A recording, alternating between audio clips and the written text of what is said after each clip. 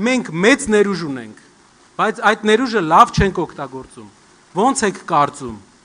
ամեն 5-րդը Հայաստանում ապրում է 61,000 դրամից ցածր գումարով ամսական։ Մենք ունենք մարզ, որտեղ բնակչության համարյա կեսը ապրում է ամսական 64,000 դրամից քիչ եկամուտով, Շիրակի մարզը։ Այս խնդիրները թողած,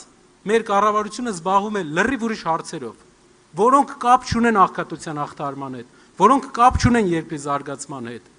Աղքատությունը կարա հաղթահարի մարդ, ով լավ է պատկերացնում տնտեսությունը, ով հաջողել է տնտեսության մեջ։ Հայ ազգը ունի այդպիսի զավակներ, ովքեր տնտեսության մեջ հաջողել են,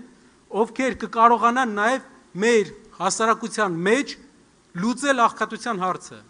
Շատերդ կասեք, աղքատությունը ժառանգվել է,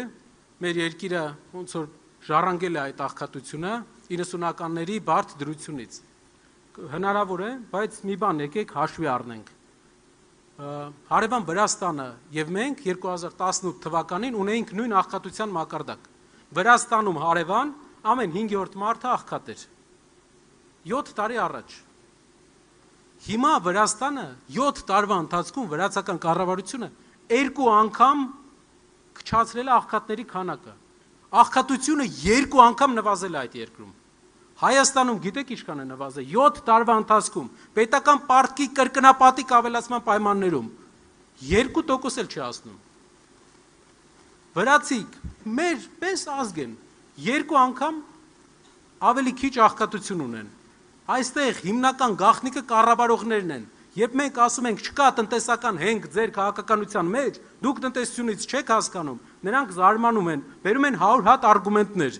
բայց այդ արգումենտների մեջ չկա տնտեսագիտական արգումենտ, որովհետև ռեալ չեն հասկանում այդ մարդիկ, չունեն այդ փորձը, ուրիշ ճանապարհ են անցել։